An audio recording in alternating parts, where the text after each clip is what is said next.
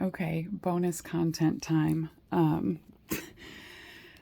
I needed some help this morning with something I've got going on. And the Lord pointed me to 2 Chronicles 20. And it's absolutely the perfect passage. And there's enough in here that I felt Spirit saying, why don't you share this? So in 2 Chronicles, it's the period in Israel's history where the kingdom is divided into two. There's a northern kingdom and a southern kingdom. And this happened because after the Lord had delivered the people from slavery in Egypt and brought them through the Red Sea and provided and protected them for 40 years in the wilderness and then delivered them into the promised land. Then they had learned from him how to be a people under the authority of judges. Lots of time passed, and then all of a sudden the people said, "We want a king." And God said, "No, you don't." And they said, "Yes, we do. All of the nations around us have a king. We want one." And God said, "Yeah, that's the point. You should not be wanting to look like the surrounding peoples because they don't know me. They don't honor me. They don't love me.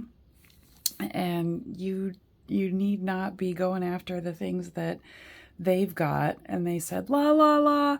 We don't care. We want a king." And God said, "Look, if you have a king, he's going to take all your best stuff.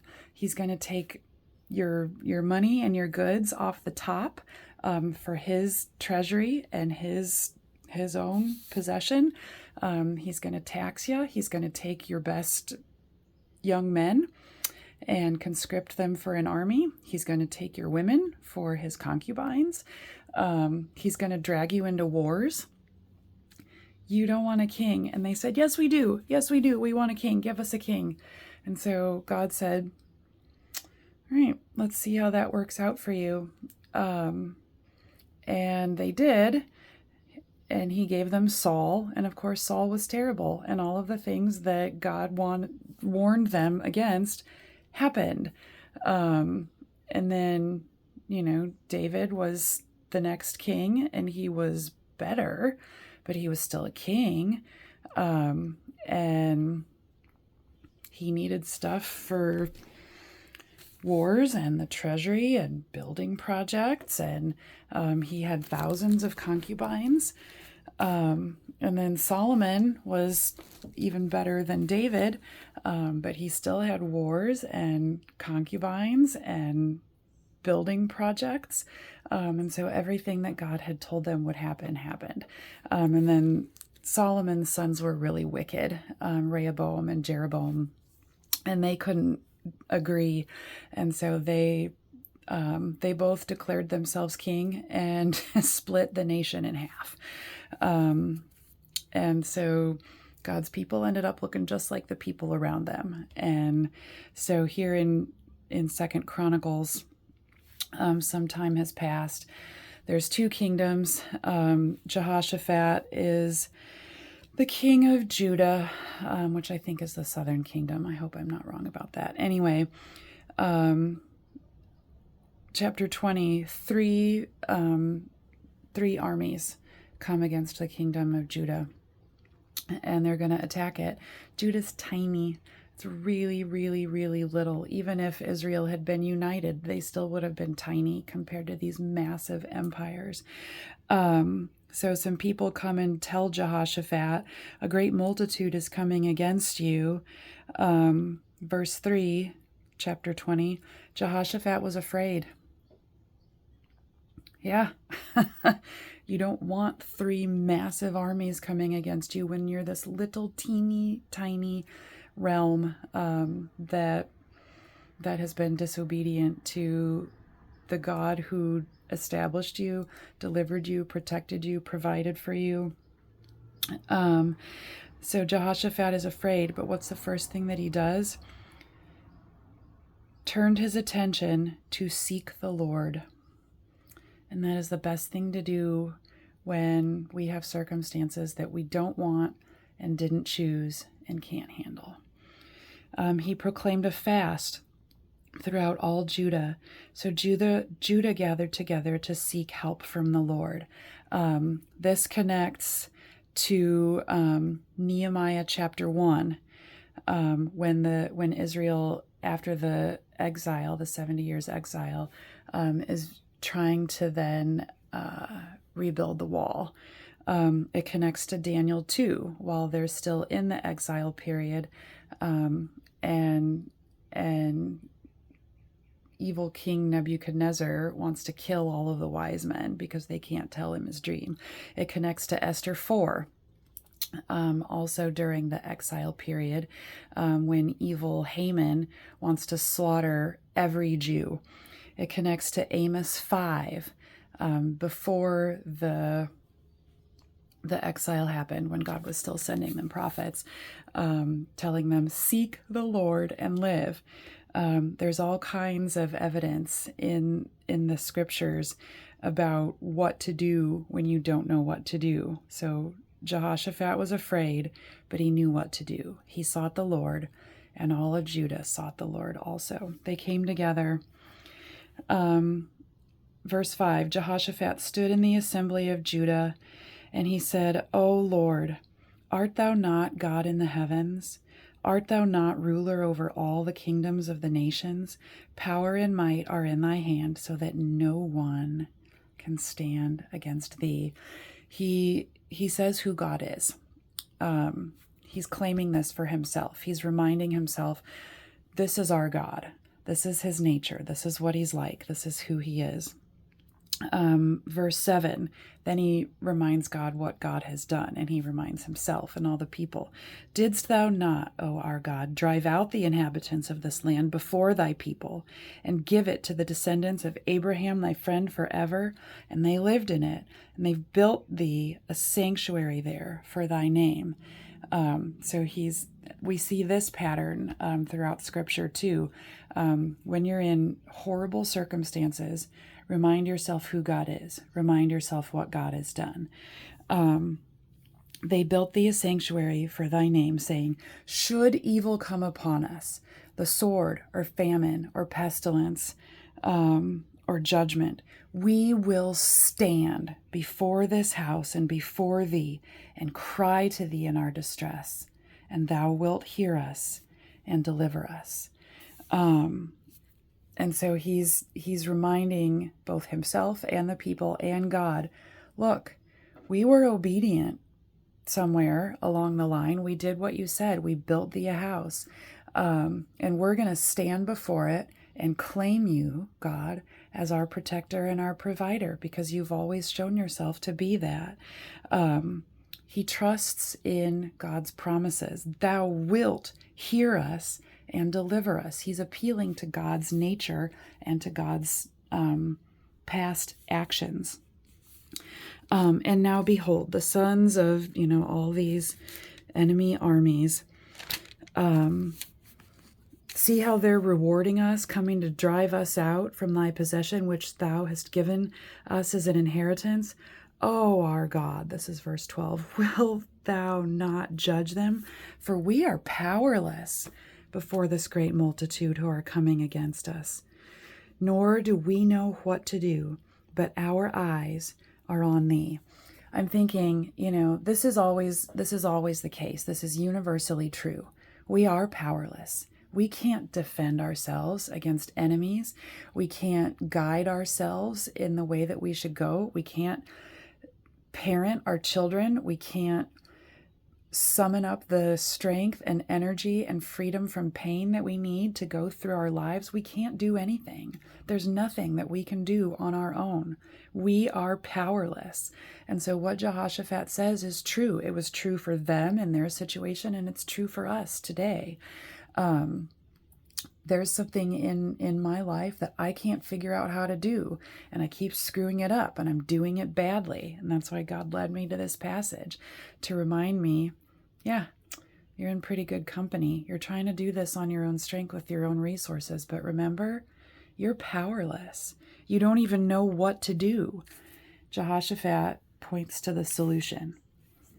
Nor do we know what to do, but our eyes are on thee. We can remember back in the wilderness when all those serpents were biting the people and killing them, and God told Moses to make a bronze serpent and put it up on a pole and direct the people to look up onto the serpent that was attached to the pole. We can keep our eyes down on the problem, like the people back in the wilderness were focusing on the snakes, on the problem, or we can raise our eyes to the solution. And that's what Jehoshaphat is calling out here. We need to put our eyes on the Lord, lift our eyes to heaven. This shows up in Psalm 121. I lift up my eyes unto the hills, from whence cometh my help.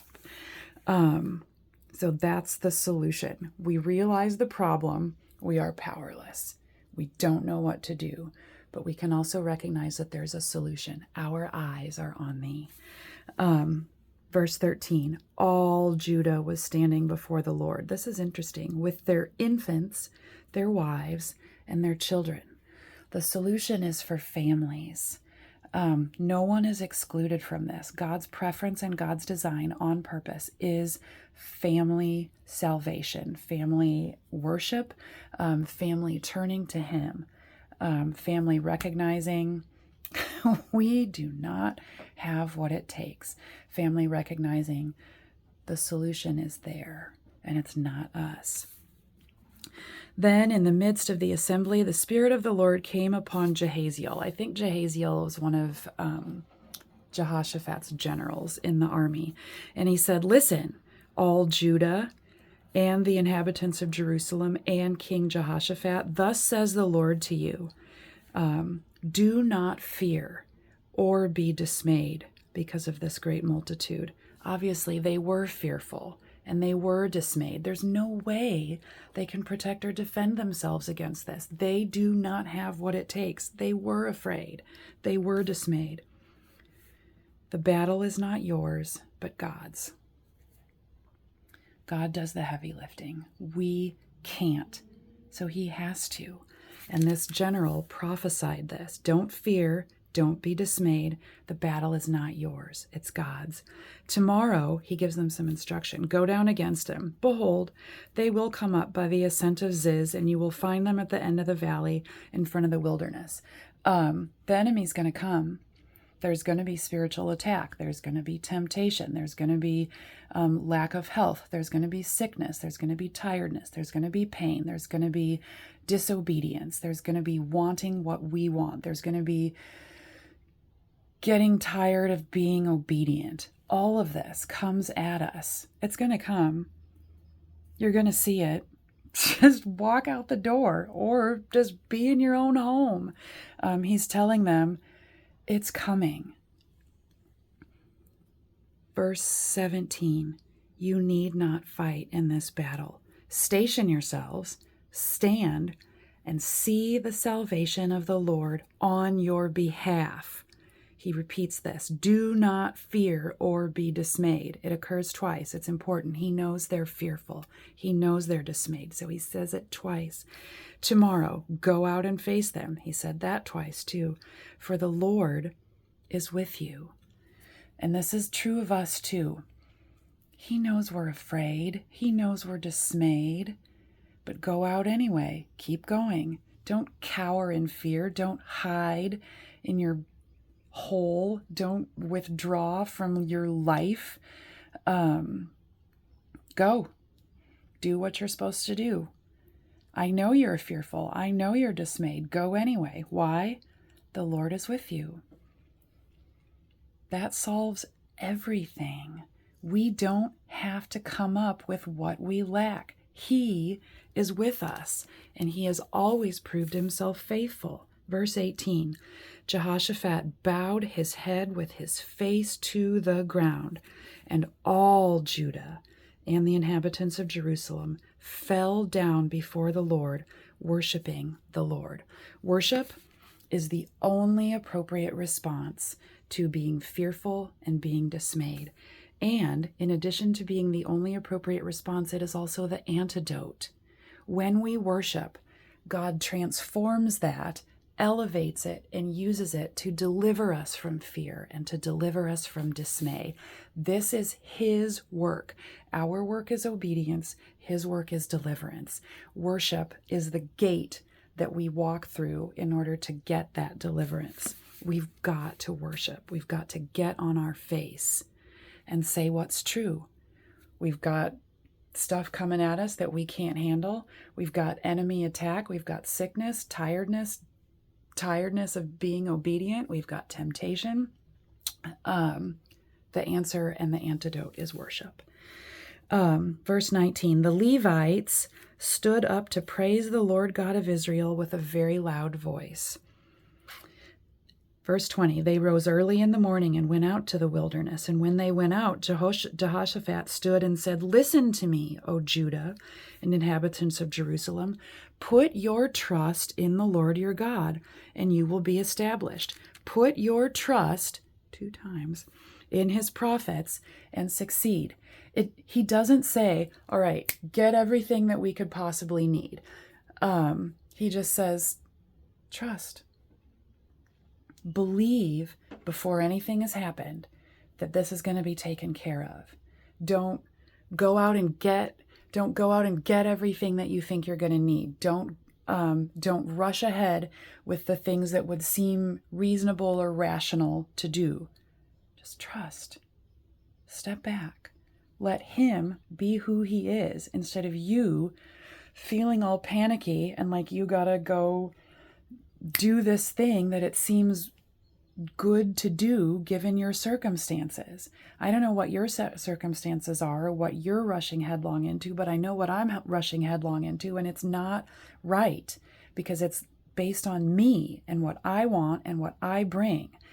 Jehoshaphat says, don't do that. Guard against that, which is the hardest thing to do when we're fearful or dismayed. To trust, it's impossible, which is why he says it to them. He knows that. He's also feeling really, it says he was afraid, but he knows where the solution is and how to keep pointing his people to it. We need to take this wisdom and apply it to us. Don't go out and do the things. Trust that God is going to do the things. Verse 21, and when he had consulted with the people, he appointed those who sang to the Lord and those who praised him in holy attire as they went out before the army. You put your worship leaders in front of the army? Why would you do that? Because you're surrendering your will. You're surrendering your use of your own resources and your own power, and you're saying, God's worship goes first. The singers and the worship leaders, they're in front because they are the only ones who can point to the actual solution instead of us trying to solve the problem or fix the thing.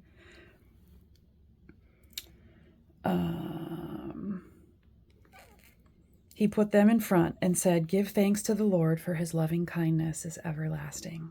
What a thing to say in the face of such unbelievable, overwhelming, impossible danger and fear.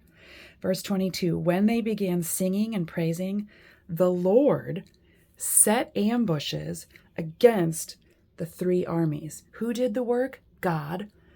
Did the army do the work? No. Did the worship leaders do the work? Only the worship. Did the people do the work? No. Did Jehoshaphat do the work? No. Did his general do the work? No. The Lord. The Lord did it. And they were routed. That means it's done. It's over. For the sons of these 3 armies rose up, or 2 armies rose up against the inhabitants of a 3rd army, destroying them completely. And when they had finished with the inhabitants of that army, they helped to destroy one another. How could you have predicted that? Who could possibly have seen that that was going to happen? When Judah came to the lookout of the wilderness, because remember, God had told them, go out and watch. In the morning, go out and watch. So they're on their way. And when they get there, they looked toward the multitude, and behold, they were corpses lying on the ground, and no one had escaped. Boom. Done. They all killed each other. The problem is solved. because God did it, because they worshiped.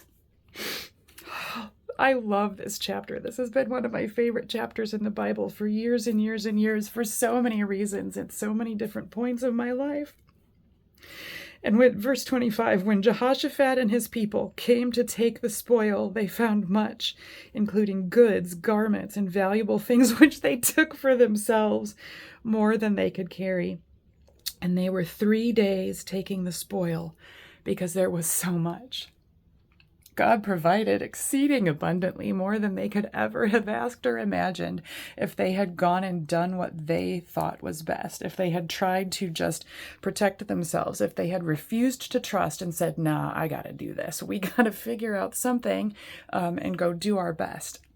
They didn't do that. They recognized what was true, that they were powerless and they couldn't possibly do anything. They worshiped, they put their trust in him, and they were obedient to every detail that he told them, even though the details were weird.